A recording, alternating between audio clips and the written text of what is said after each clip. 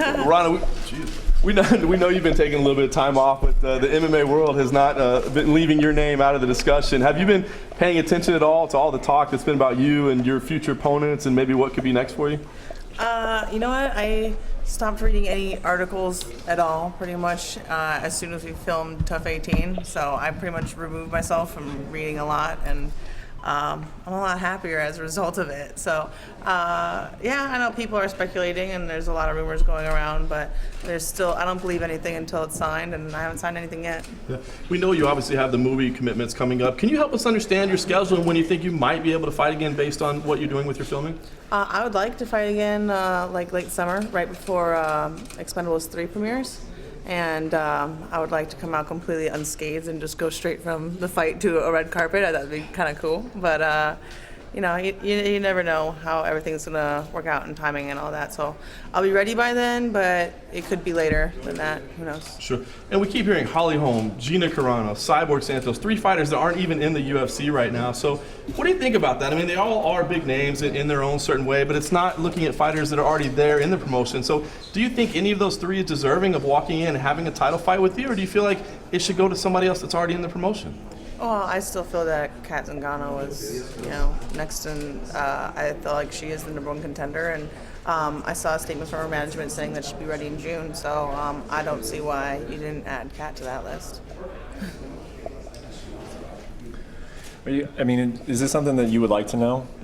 Who you're fighting next? Everybody's talking about it. Is it something that you care one way or the other, or are you? I kind of like being in limbo for a little bit because I'm in such a intense schedule since this time last year. Since Carmouche, I pretty much knew who I was going to be fighting next and everything that was going to be going on, and it's just been one constant push. There hasn't been any real respite from all of the chaos. So I'm kind of enjoying it, having like a little bit of time to just, you know, not be so focused on the next person already. Because I mean, you know, 2 fights back to back was pretty intense. So I'm not really in that much of a rush right now. How would you feel about a fight with Gina Carano? I would love that. I've always said that. You know, I never would have thought women's MMA existed if I hadn't seen her fight. You know, I never knew there was such a thing until her, and to fight her would be a real honor, and I think it would be a milestone for the sport. But I mean, you can't fight for anyone but yourself, and I wouldn't want her to fight for any other reason than she wants to fight, and it's a personal decision for every athlete.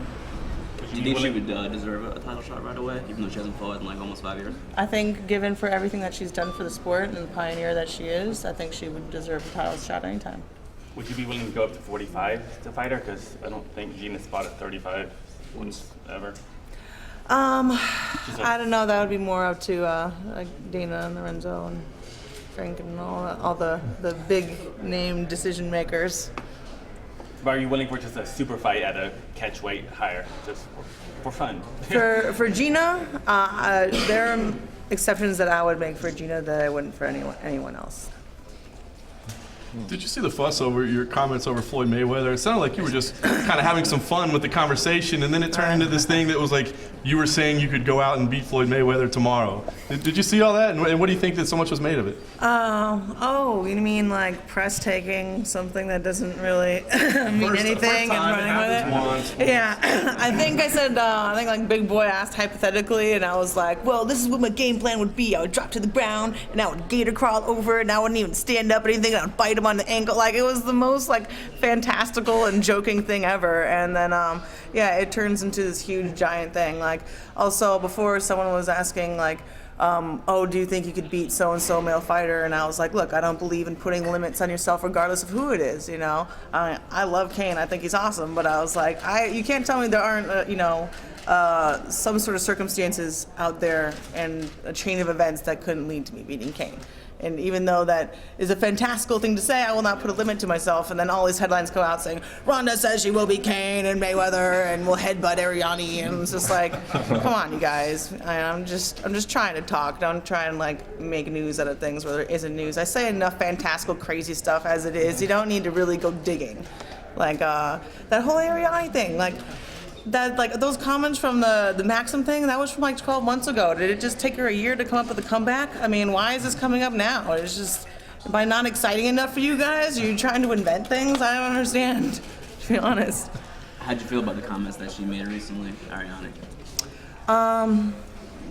They made grammatical sense, which is good for her.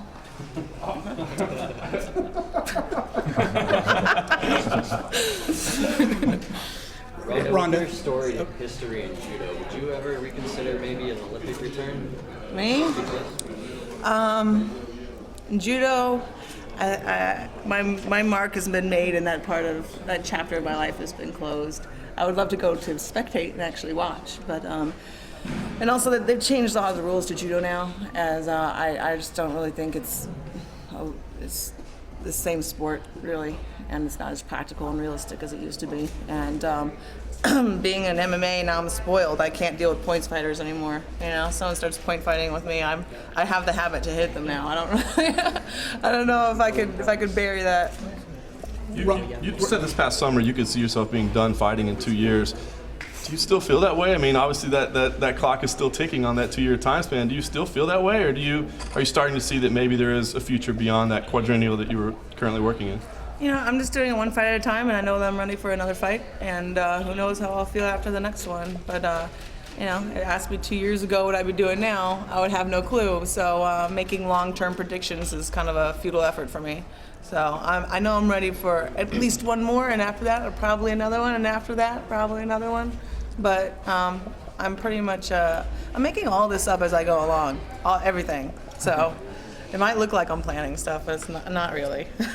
I think everyone saw that video of you and Shayna messing around at the gym with some pro wrestling stuff. Yeah. Ever thinking about doing anything like that? Pro wrestling, WWE. It's fun. It's cool. I mean, we're all big fans in the house, and the Rowdy from my name comes from Roddy Piper.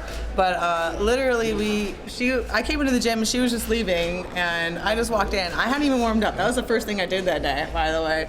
And she was like, we kept talking about we should do like quick little pro wrestling spots because I like making up like little fight scenes and all that stuff all the time. And so we just made up that one little clip, and we think we're just going to keep elaborating on it as like a 4 horsewoman storyline of how the argument started. We think it'd probably be like I needed to go to the bathroom and she was in there and told me to go screw myself, and then I ended up jumping her in the gym. So it's more like it's just for fun for us right now, and professionally.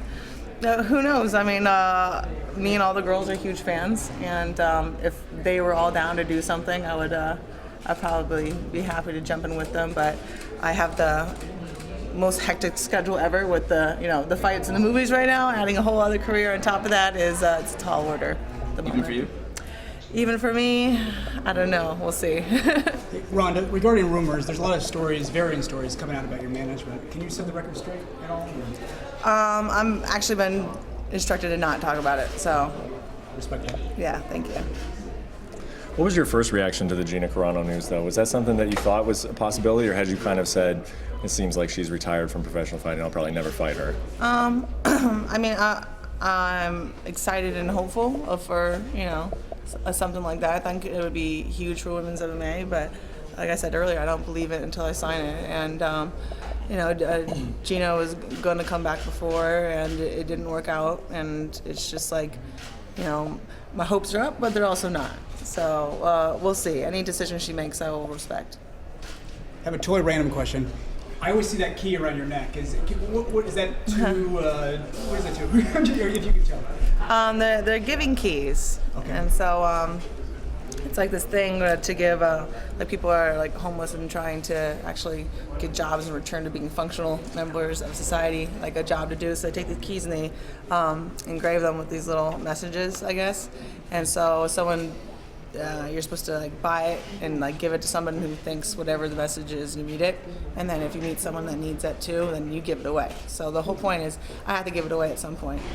And so I got keys for everybody on Tough 18. We all got one, and because there was 8 of them, and I only had one, so we all got them, and we'll all give them away at some point to somebody, and all of ours say fight on it. Yeah. If it was between Gina Carano, somebody who you see as a legend of the sport, so to speak, and Kat Zingano, who you consider the #1 contender, who would you select out of that two? Ooh, that would be a hard one. I think I'd have to take the wuss answer and leave it up to Dana. Yeah. But either or, I would be ecstatic to fight either one of them. Did you get to hang out with CM Punk after your victory? Yeah, a little bit. I was totally a dork and starstruck too. I wasn't like Harrison Ford dorky starstruck, but I was like right under that a little bit. Because at first I didn't really recognize. Like I was like I didn't have anything to say except for like I think the first thing I said to him was "I love you," which is terrible and not smooth. It's not smooth at all. But whatever. Yeah, he was super cool and trains with Henry and Hedon, who Henry's in my corner and Hedon's been helping me for a while. And so he came and hung out for a bit, which I thought was all kinds of awesome. And all the girls were super stoked too, you know, because yeah, we're big fans. Any talks of just training together, just for fun at least? Yeah, I mean, he lives in Chicago and I'm in LA, so I mean, it'd be hard, but I mean, if he's in town, we're both at the gym. We have, you know, we're at the same gym. Good. Thank you. Thank you. Thanks, Ronda.